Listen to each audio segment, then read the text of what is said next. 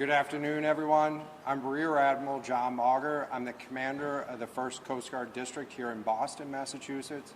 And in this case, I am the lead for the Coast Guard search and rescue operations for the overdue submersible out near the wreck of the Titanic.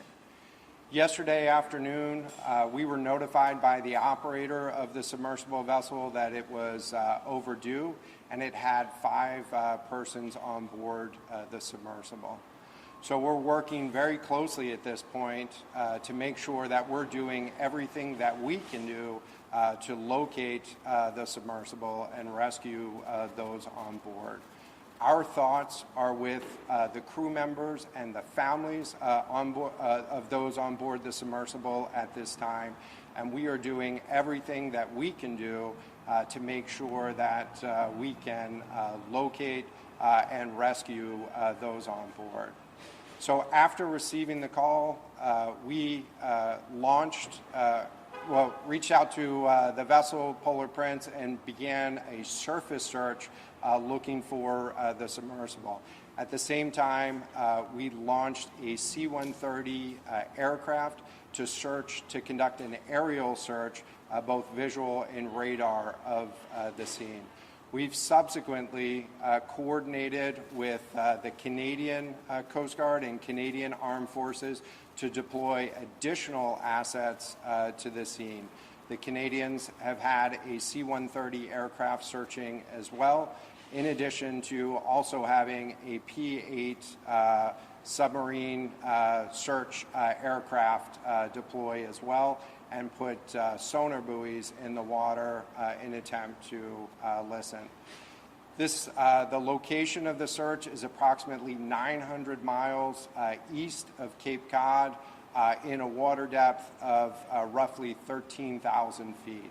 It is a remote area and it is a challenge to conduct a search in that remote area, but we are deploying all available assets to make sure that we can locate the craft and rescue the people on board.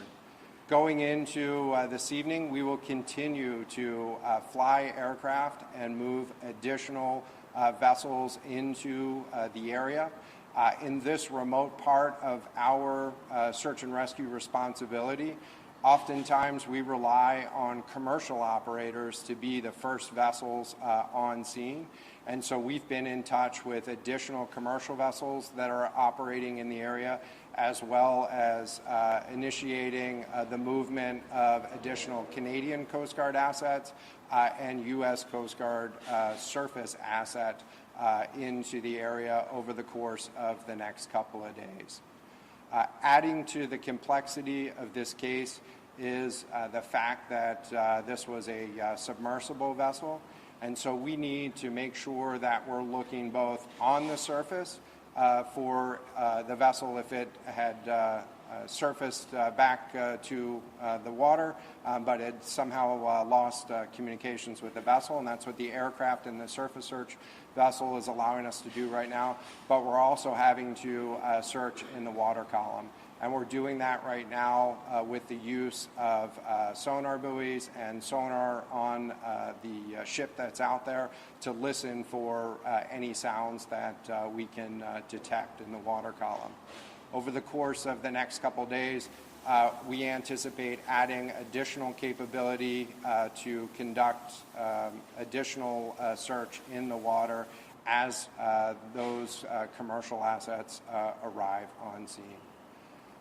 Again, our thoughts are with the families and the crew members on board this submersible, and we're working very closely with all U.S. and international partners to provide any capability that we can provide to search for the overdue vessel and rescue the crew members on board.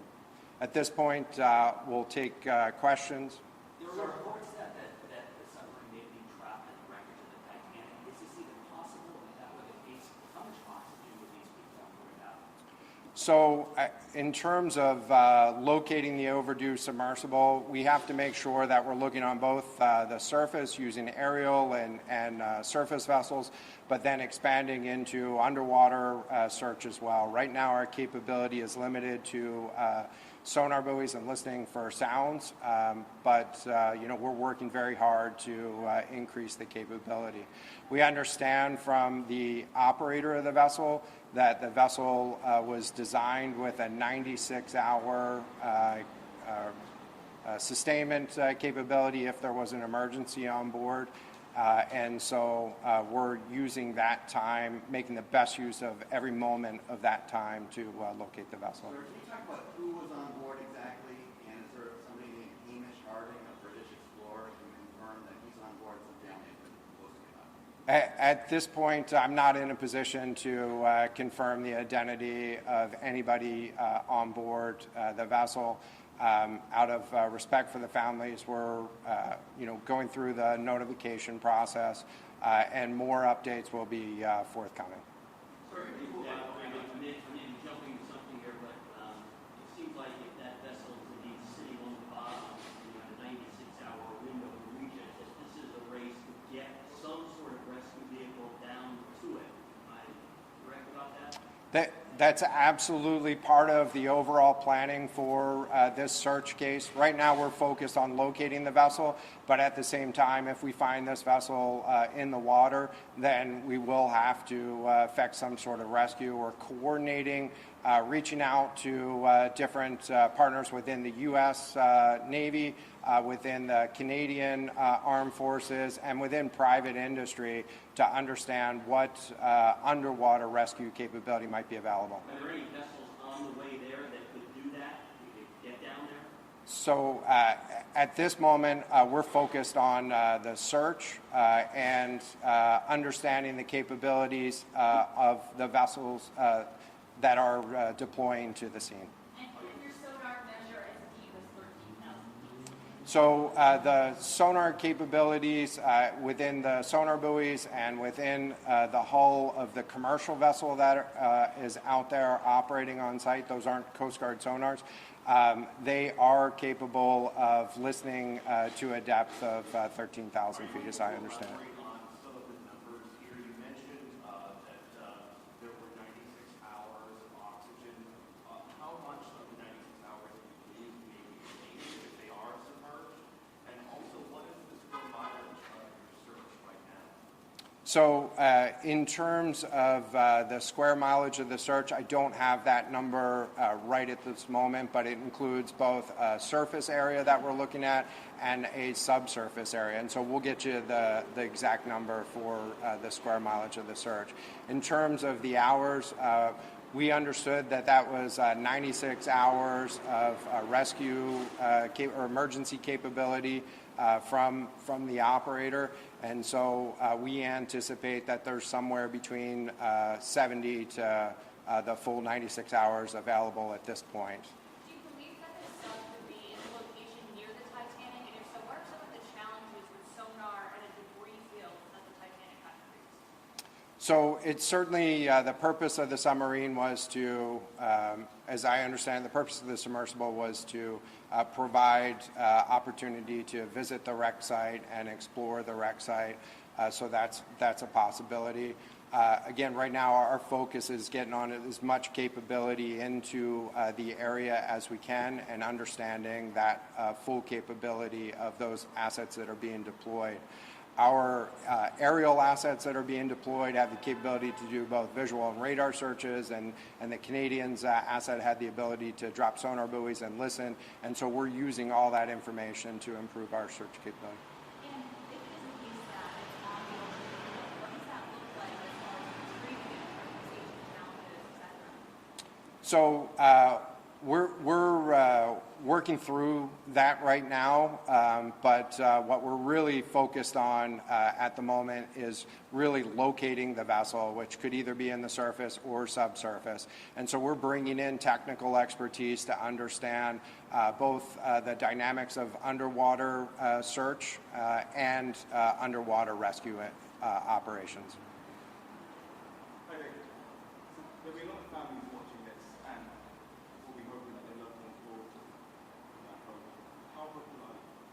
So as search and rescue professionals, we work very, very hard, and our crews take this personally. Our first thoughts are with the crew members and the families of those on board. And so we want to make sure that we have done absolutely everything that we can do to locate their family members and bring them home safe. And so they're first and foremost in our thoughts every moment of this search operation. Sir, how common are these tracks to the Titanic in general, and how dangerous are they even without an emergency taking place? I don't have any details on how often folks visit the wreck site there at Titanic, nor any specific comments on the dangers involved.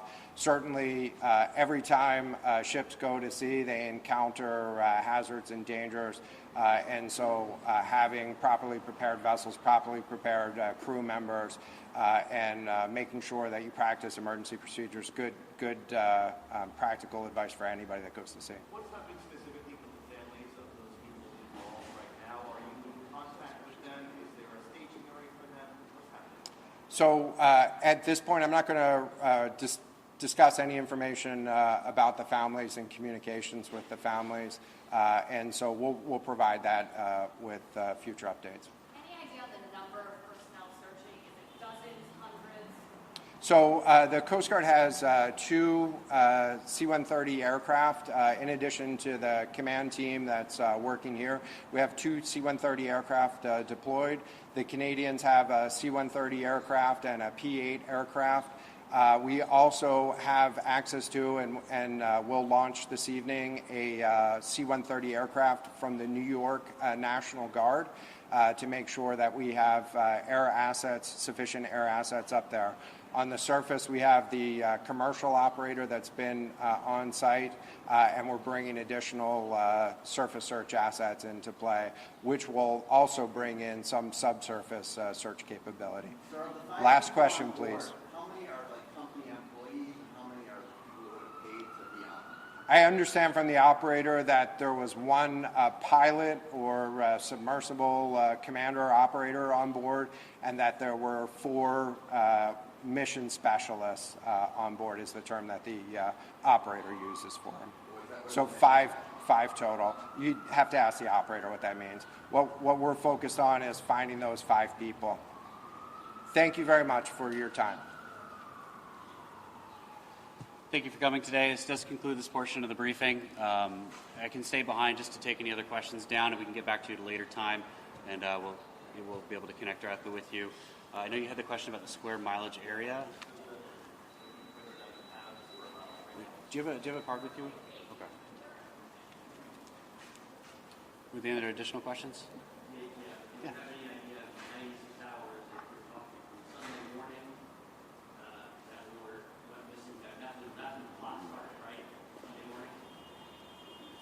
So I'm not sure on the exact time of when it started. As far as the communications on there was the 96 hours total on there. I'm not sure if that's the amount of time total that it can stay underwater, or if that starts another time. We can clarify and get back to you on that. Mm-hmm. Right.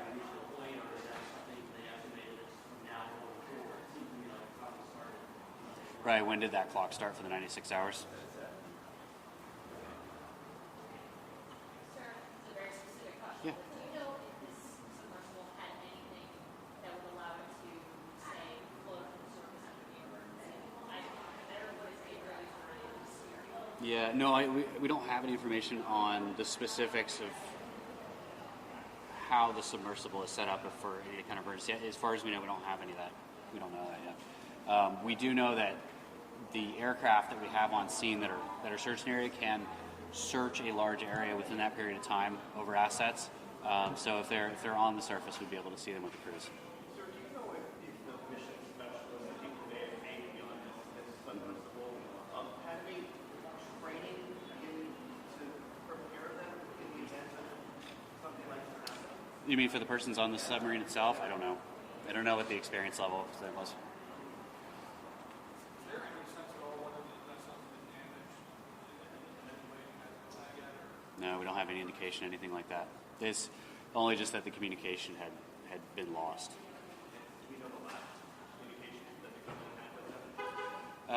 Not specifically like necessarily what was said on there, but it was about an hour and 45 minutes into their dive. Was the last communication, the last recorded communication that they had. I don't have specifics on if it was stopped suddenly or if it was just a check-in period of time that just didn't. But I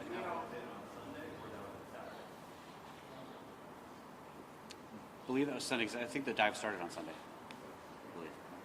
Do you know why they lost communication? Do you know the why yet? Why this happened? Robert, what's the weather like there now?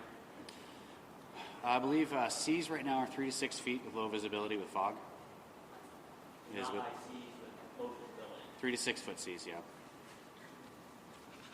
3 to 6 foot considered. For that far offshore is fairly normal. I mean, it does get much higher than that during storms. Will there be more updates here, or More than likely it will. I think just to keep this as kind of a central location. If we moved it down to the base, it would be much more difficult for you guys to get on. So if we do more briefings, we would likely probably put it here. And next time we'll have more advanced notice from when we did this. We just wanted to make sure we got something out as soon as we could today to try to meet that. But we'll send out more updates on the site plus also Twitter to keep not only updating information, but also the next briefing, which likely won't be till tomorrow. Good. Thank you.